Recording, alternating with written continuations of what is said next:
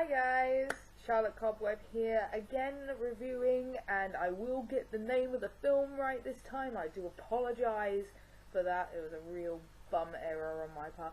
But today I am reviewing the 2013 film Nothing Left to Fear. Even from the title alone, I was thinking to myself, do I really want to sit through this? I mean, look at the title. But this is what I'm here for. I will watch a lot of shit in order to get through to a film that's really good. So what we have here is a film that is produced by Slash. Yeah, you heard that right, Slash exists. He's not just a figment of children's imaginations as portrayed in South Park. He does exist, he's produced films and has written songs that are also in the film. And those become very clear. You immediately notice when there's a Slash song in this film.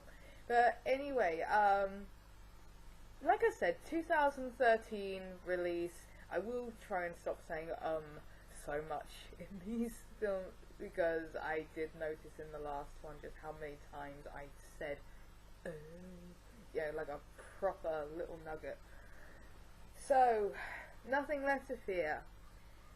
It's a very obvious storyline. That's what I got from it within about 10-15 minutes into the film. You really did it. You have a preacher who's taking his family to a new location somewhere in, it looks to me like it's going to be like a rural southern state. Who knows? I don't know. That's just the impression that was given. It doesn't actually, if this place was a real town, then I apologise.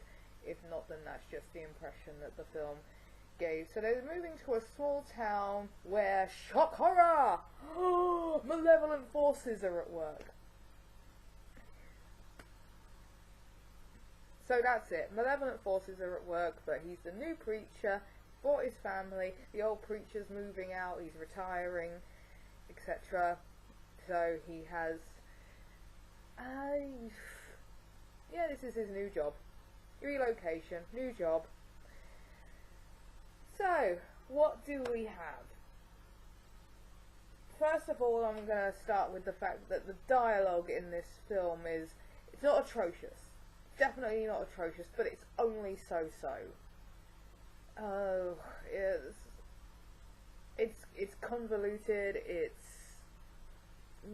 There's no build up. Everyone is who they are. This is the father. This is the mother. These are the two daughters who are a bit rebellious. Because my daddy is a preacher man. Sorry, that was my phone. My daddy is a preacher man, so I'm gonna go off and rebel because that's the type of thing I do. Because I need to assert myself as a human being.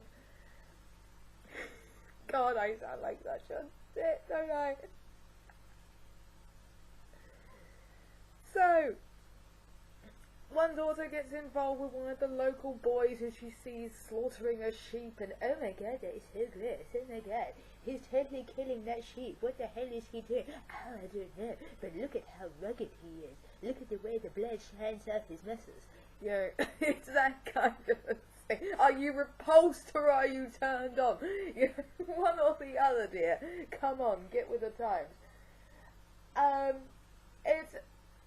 It's a film that is very reminiscent of Silent Hill, I suppose.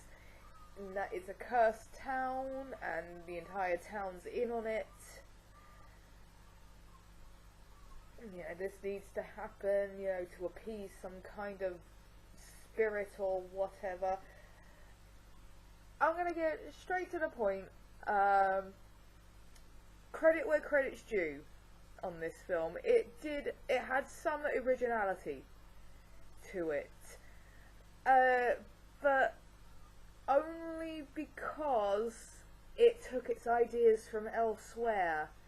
It's the type of film, it turns basically into a possession movie. But I must stop saying it turns into a possession movie, but the thing that happens, the way that the character becomes possessed, is like I say, it's quite unique in that it hasn't really been done in a possession movie before.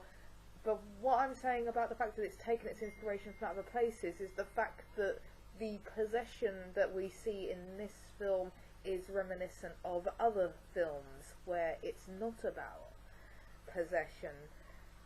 So, like I say, credit where credit's due. It did try to branch out and not be a generic, child gets possessed, isn't it horrible kind of film, but you're sitting there thinking, wow, I know I've seen that from somewhere else, and you're sitting there thinking, didn't Silent Hill do something like this? Wasn't this in Silent Hill? Am I watching Silent Hill?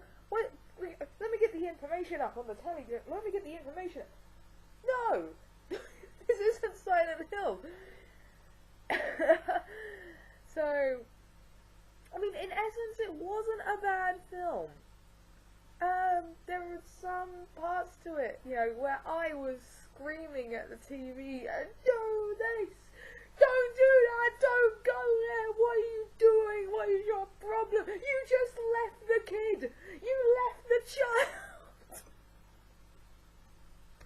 That's the other thing I'll say about it. It's not afraid to pull punches. It's not afraid to do things that you wouldn't necessarily expect, like, for instance, there are certain things that horror films do to initiate senses of dread, or the fact that something horrible is going to happen, or to try to evoke a response from the audience. And one of the key things that horror films will usually do is they will kill a pet.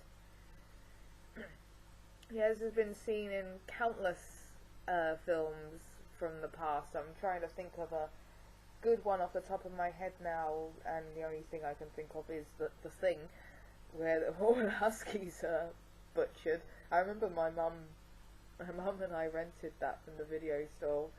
This was years back when we still had video stores. It wasn't even a Blockbuster, it was another one.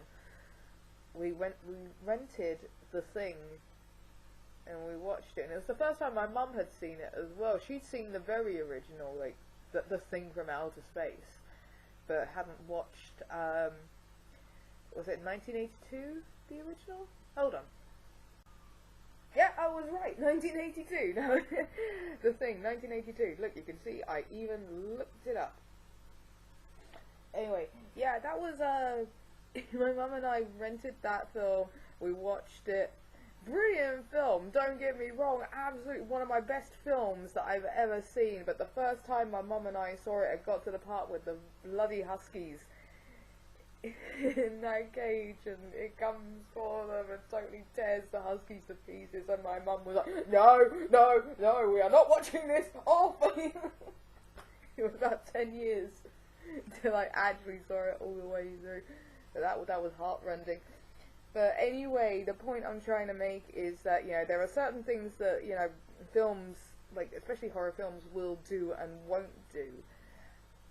So that sets a precedent. And this is a film that's actually not afraid to go, well, just because someone else did that doesn't mean we're going to. We'll show them. We'll kill whoever the fuck we want. It's that kind of a thing. So, like I say, I've got to give it credit. As bad as it is, it's not an awful movie. It's by no means an awful movie. It just could have been better. It's the type of film I look at and I think to myself, yeah, Slash produced this. And he did! You can't get away from the fact that this was a film that... I think there was a lot of promise to it. I think a lot of people probably worked very hard on it and probably believed in it. But... instead of getting your originality from other places, how about have some actual originality?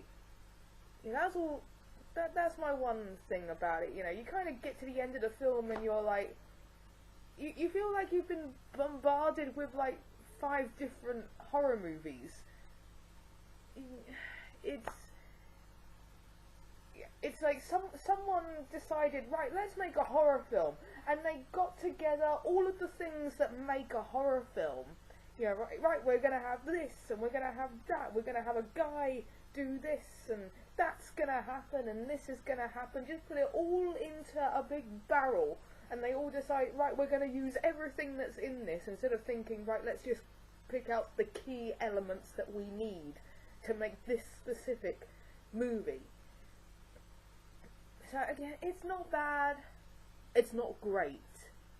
That's what I want to get out there. And the only other thing that got me was, by the end of it, I was sitting there and I was watching the last 5 minutes, and I suddenly thought to myself, well, that's a big fucking loophole. Why? Why?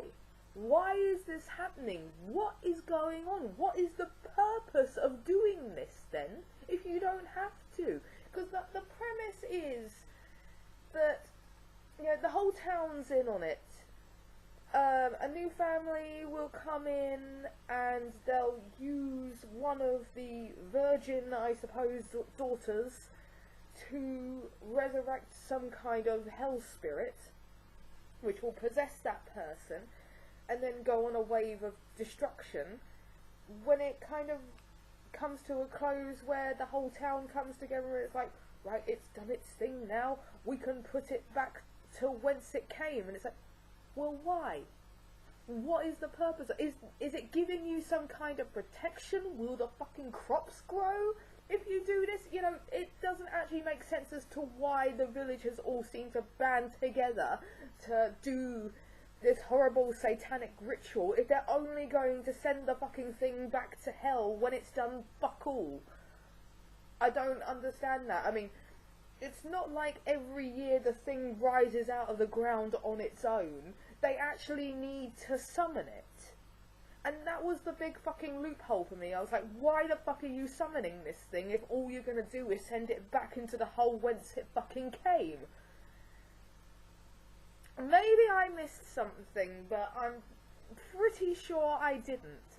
But that's all I need to say on the matter, and I'm going to cut this to a close because I'm aware that I did ramble on an awful lot during the Confined review, so I'm not going to do that this time. But that's all I've got to say on Nothing Left to Fear, because as it was mediocre.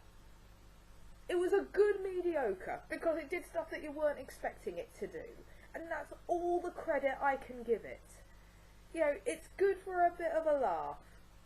I wouldn't necessarily, you know, get a whole bunch of people round and say, oh, let's watch this, because it's not that kind of film. It's not worth, you know, it's not worth that kind of a gathering. It's kind of the type of thing that I would recommend if you're an insomniac sleeper like me. But add it to one of your things that you're gonna watch on your iPhone or whatever when you can't sleep at night, because it's entertaining enough, but that is it. Nothing more can possibly be said about this film other than it is entertaining enough. So I'll end it there. Thanks for watching. If you want to ask me anything or give me any suggestions for films that I might like to see or review, then please do so in the comments below. But until then, I'm probably going to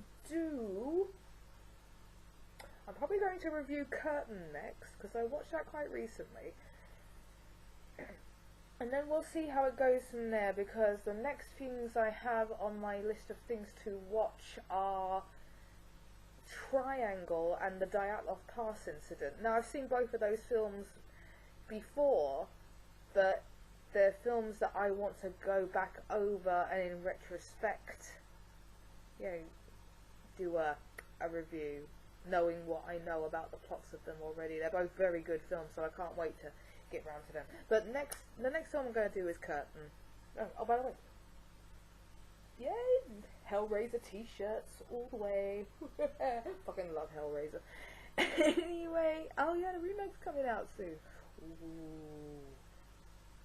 Not sure if I'm going to see that or not. I'm a big fan of Doug Bradley. But then Clive Barker's got his hand in it again, so oh, decisions. Anyway, stay dark, everyone. If you've got any suggestions for me, put them down there. I will see you in another video, so take care, guys. Bye.